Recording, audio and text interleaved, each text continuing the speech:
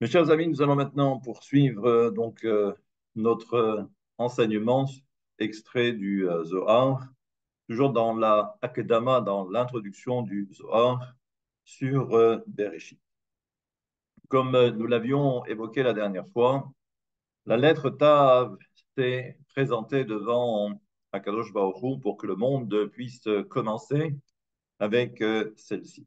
On a vu que Akadosh Baruch Hu a refusé pour différentes raisons que nous avons là aussi évoquées. Et c'est maintenant la lettre Shin de se présenter devant Akadosh Baruch Hu. Et de la même façon que pour la lettre Tav, elle va dire au Créateur, il serait bon que le monde commence par moi, autrement dit par la lettre Shin. Et elle précise que justement, parce que le nom de Dieu que nous connaissons, Shaddai, qui commence par la lettre Shin, eh bien, c'est de très bon augure pour la suite. Et d'ailleurs, rappelez-vous cet enseignement qui est extrait du traité de Chagiga, où il est dit Shama le olamo dai. Au moment où Akadosh Baruch Hu décide de créer le monde est en pleine expansion, jusqu'au moment où Akadosh Baruch Hu dit stop, ça suffit. Amar le olamo dai. Dieu a dit au monde, ça suffit, dai. Et nous savons que justement, dai, sha, dai. Et là, donc on comprend, ve'od pirusho al shem shaddai, she'akadosh baruch hu mesapek, dai mazon ve'shefa lechol anibrahim. Et nous savons également que ce nom particulier, eh bien, c'est ce qui donne aux différents mondes, aux différentes créatures, leur nourriture nécessaire pour exister et pour vivre. Et donc, on comprend que c'est pour toutes ces bonnes raisons que la lettre Shin se présente donc devant Akadosh Baruch Hu.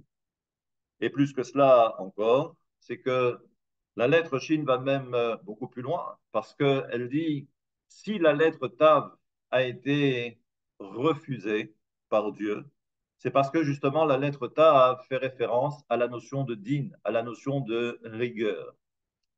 Et nous savons que chaque fois qu'il y a de la rigueur, alors à ce moment-là, les forces du mal sont présentes, ce qu'on appelle la sitra achra, l'autre côté.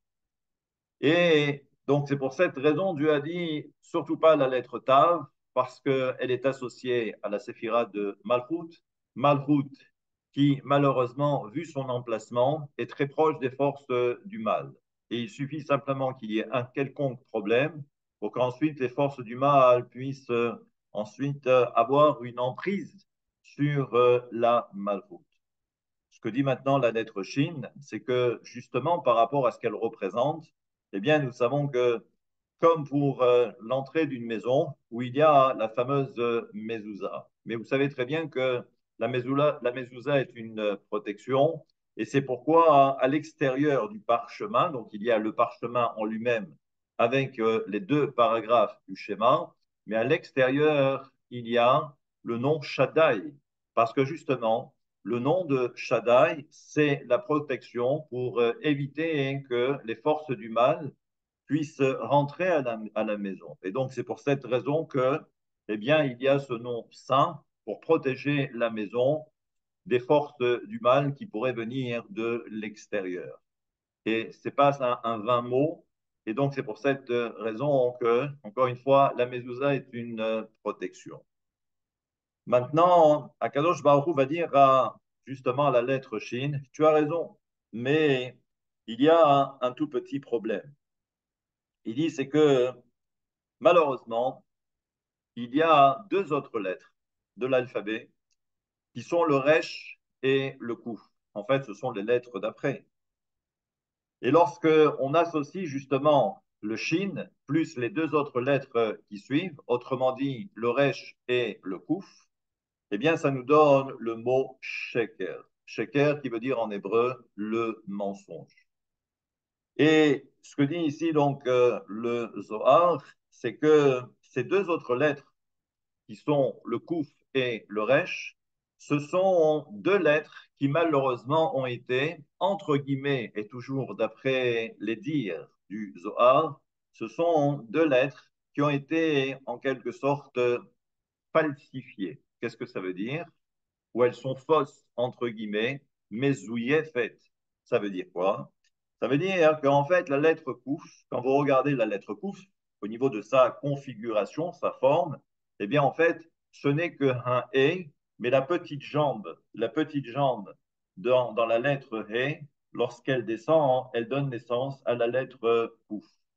Et nous savons que justement, c'est cette jambe-là qui descend, qui fait référence toujours d'après le Zohar ou d'après la mystique.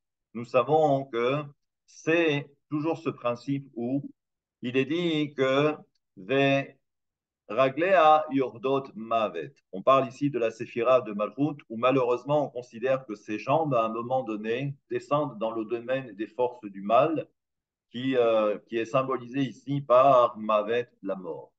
Eh bien, on comprend donc que c'est cette petite jambe qui descend et qui va au contact des forces du mal.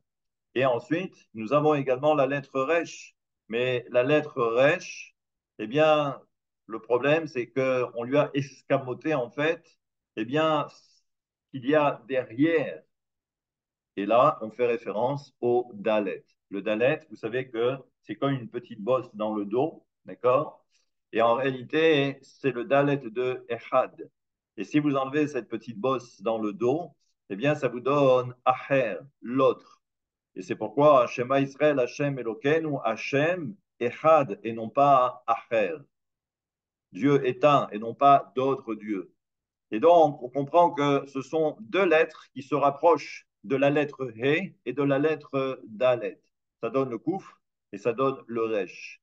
Et donc, ce que dit ici donc, le Zohar, c'est qu'Akadosh Baruch Hu a dit, je ne peux pas, même si tu as raison, même si toutes tes explications sont émettes, d'ailleurs c'est le terme qui est employé ici, il y a écrit Keshot, émettent, c'est vrai, c'est la vérité. Le seul problème, c'est que ces deux autres lettres vont venir te récupérer pour s'associer et ne faire qu'un seul mot qui est le mot sheker.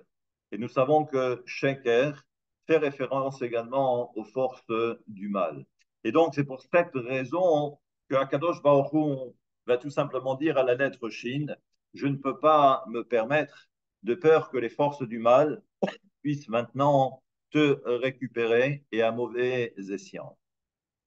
Et de là, le Zohar poursuit et nous dit que on comprend que les forces du mal, pour exister, ont besoin toujours du bien.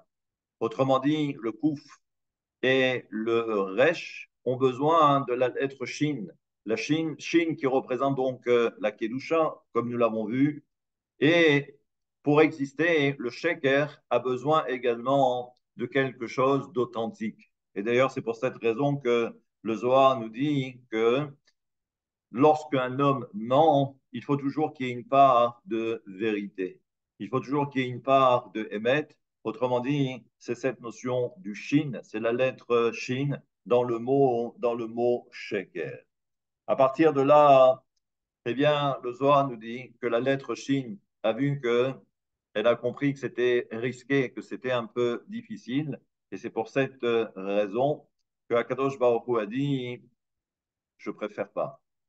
Mais simplement pour terminer, encore une fois, la lettre Shin, vous remarquerez qu'elle a trois vaves, trois branches qui représentent les trois vaves, mais en fait, ça représente ce qu'on appelle les trois kavines, les trois axes.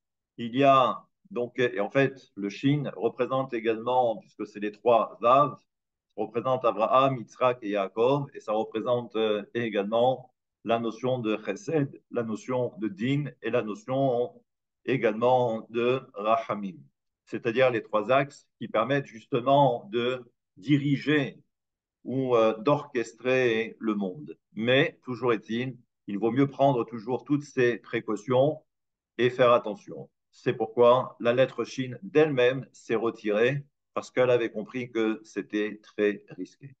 Nous verrons ensuite la prochaine fois la lettre Tzadi et vous verrez que là aussi, c'est assez particulier, c'est un Nun avec un Yud sur le dos Toute la question est de savoir le yud dans quelle position, est-ce que de ce côté ou de l'autre côté. Et on verra que tout ça va avoir également son importance. À très bientôt.